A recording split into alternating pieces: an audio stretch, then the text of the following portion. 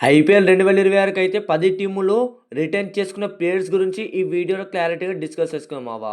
అంతకన్నా ముందు మన ఛానల్‌ని ఎవరైనా కొత్తగా చూస్తున్నట్లయితే సబ్స్క్రైబ్ చేసుకొని బెల్ ఐకాన్ అయితే ఆల్‌లో పెట్టుకోండి.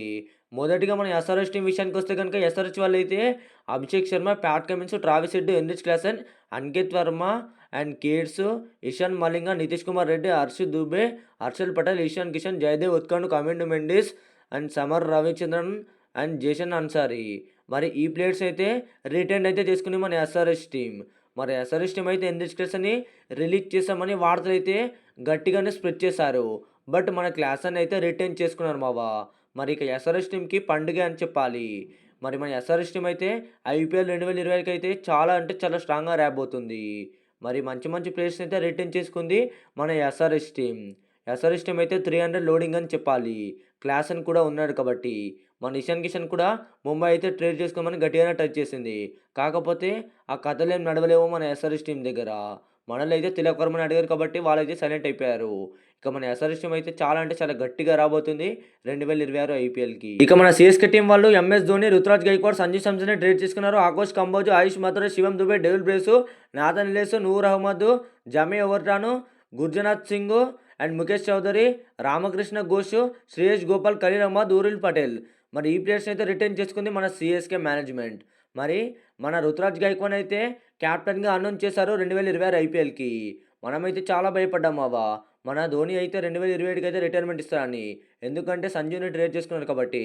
యాజ్ ఎ సంజు అయితే అద్భుతంగా కెప్టెన్సీ చేస్తాడు ఏ టీమ్‌కైనా. కానీ మన సీఎస్‌కే వాళ్ళైతే రుతురాజ్ గైక్వాడ్‌కి అయితే కెప్టెన్సీ అనౌన్స్ చేసేసారు మావా.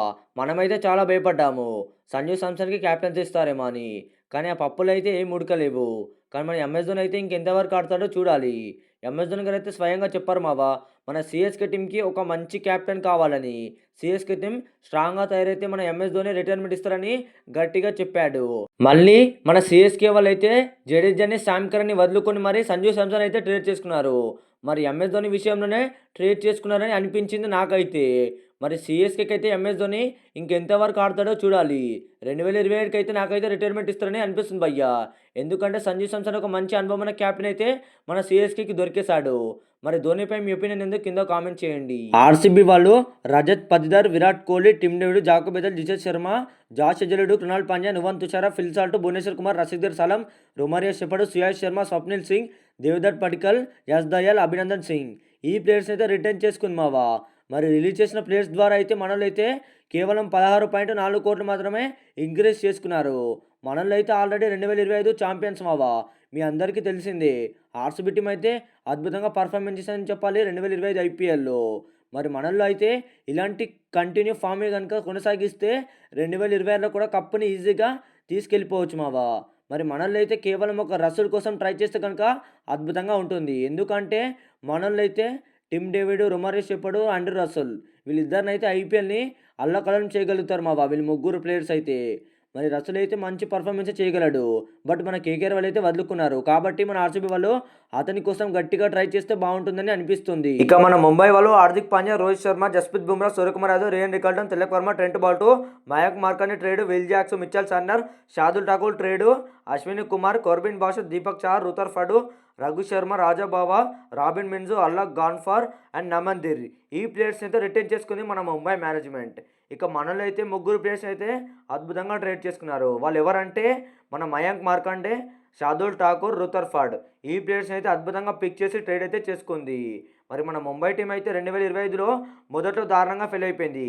దాని తర్వాత ఎలాంటి కంబ్యాక్ చేసిందో మనం అందరం చూసాం బావా. మరి ముంబై టీంకి అయితే ఇది ఎప్పుడైనా అలవాటే.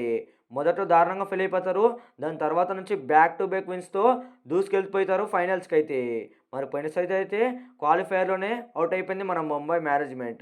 మరి మన ముంబై టీమ్ అయితే 2026లో ఎలా పర్ఫార్మెన్స్ చేస్తారో చూడాలి. మనోళ్ళ దగ్గర అద్భుతమైన బౌలర్స్, అద్భుతమైన బ్యాటర్స్ అయితే ఉన్నారు.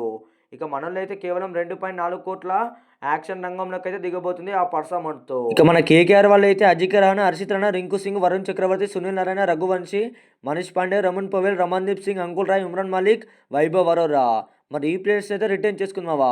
మనలో అయితే తక్కువ ప్లేయర్స్ రిటైన్ చేసుకొని ఎక్కువ ప్లేయర్స్ అయితే రిలీజ్ చేసి వాళ్ళ పాకెట్ మనీని అయితే 64 కోట్ల వరకు అయితే ఇంక్రీజ్ చేసుకుంది.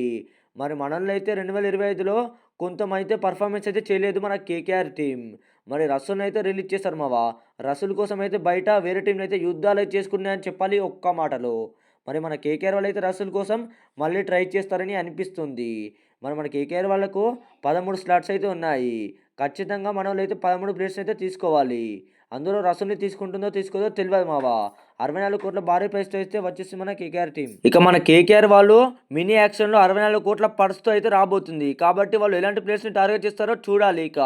మనలోకైతే మెయిన్‌గా ఓపెనర్స్ అయితే కావాలి. మన ఢిల్లీ వాళ్ళు Axar Patel, KL Rahul, Kuldeep Yadav, Karun Nair, Nitish Rana, trade, T Natarajan, Mitchell Starc, Stubbs, Akshay Sharma, Abhishek Patel, Ajay Mandal, Dushmantha Chameera, Madhav Tiwari, Mukesh Kumar, Sameer Rizvi, Tripurana Vijay, Vipraj Nigam ఈ ప్లేయర్స్‌ని అయితే ట్రేడ్ చేసుకుంది మన ఢిల్లీ క్యాపిటల్స్ వాళ్ళు.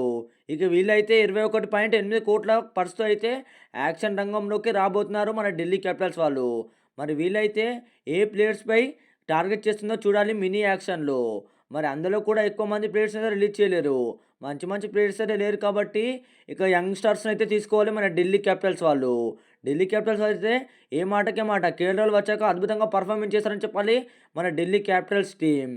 మరి విప్రాజ్ నిగమ్ కూడా అందులో అద్భుతంగా పర్ఫార్మెన్స్ చేశాడు. ఇక టీం మొత్తం అయితే అద్భుతంగా పర్ఫార్మెన్స్ చేసింది మావా. మెయిన్‌గా మన మిచెల్ స్టార్క్ కూడా అద్భుతంగా పర్ఫార్మెన్స్ చేశాడు. కాబట్టి ఢిల్లీ క్యాపిటల్స్ వాళ్ళైతే 2026 అద్భుతంగా పర్ఫార్మెన్స్ చేస్తారని అనిపిస్తుంది నాకైతే. జీటీ టీం వాళ్ళు Shubman Gill, Sai Sudharsan, Washington Sundar, Mohammed Siraj, Prasidh Krishna, Sai Kishore, Jos Buttler, Kagiso Rabada, Rashid Khan, Ishant Sharma, Glenn Phillips, Anuj Rawat. మరి లిస్ట్లో ఉన్న ప్లేయర్స్ అయితే మనోళ్ళైతే రిటైన్ చేసుకున్నారు మావా. ఇక వీళ్ళైతే కొంతమంది ప్లేయర్స్‌ని రిలీజ్ చేసి వాళ్ళ పాకెట్‌ని అయితే 12.9 కోట్లకైతే ఇంక్రీజ్ చేసుకున్నారు. ఇక మనలైతే ఓన్లీ ఫినిషర్స్ గురించే ఆలోచించాలి గుజరాత్ టైటన్స్. మరి ఆ ఫినిషర్‌ని ఏ ప్లేయర్స్‌ని తీసుకుంటుందో చూడాలి ఇక మినీ యాక్షన్‌లో. జీటీ వాళ్ళు ఏ ప్లేయర్స్‌నైనా టార్గెట్ చేయాలంటే అది మెయిన్‌గా మన ఫినిషర్స్ భయ్యా. మరి గుజరాత్‌లో అయితే ఫినిషర్స్ అయితే ఎక్కువగా లేరు. ఓన్లీ రాహుల్ తివాటి ఒక్కడే ఉన్నాడు మావా. మరి మనలో అయితే డేవిడ్ మిల్లర్ కోసం మళ్ళీ వెళ్తారని అనిపిస్తుంది. పాస్ట్‌లో మన డేవిడ్ మిల్లర్ జీటీ టీమ్‌కి ఎలాంటి విధ్వంసం చేశాడో మనందరికీ తెలిసిందే. Tewatia and David Miller combination అయితే అద్భుతంగా ఉంటుంది. వాళ్ళిద్దరైతే ఎన్నో మ్యాచెస్ గెలిపించారు మన గుజరాత్ టీమ్‌కి.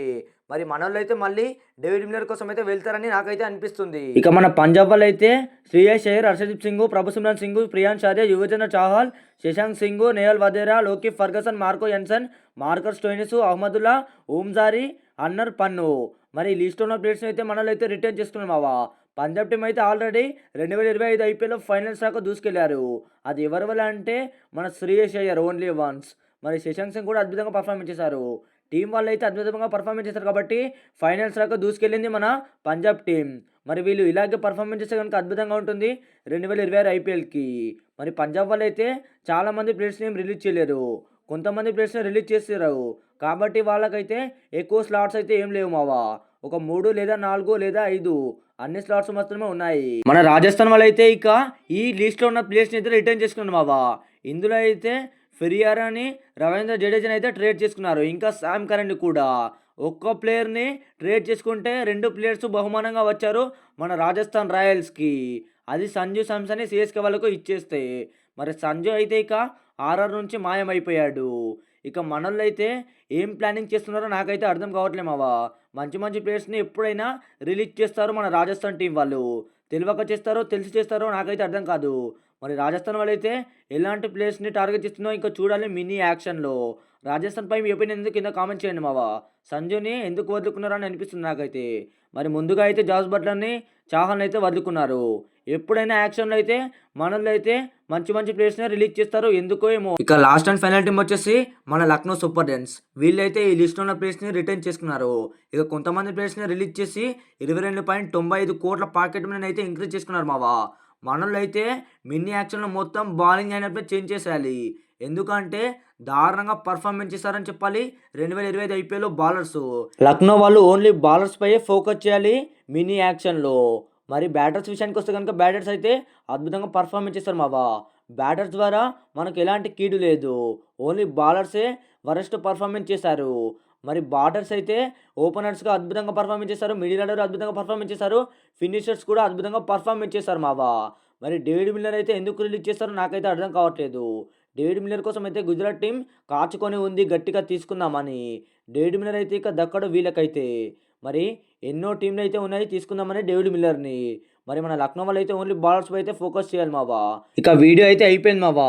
ఇక ఐపీఎల్ ఉన్న 10 టీంలు అయితే రిటైన్ చేసుకున్న ప్లేయర్స్ వివరాలు అయితే ఇవే మావా.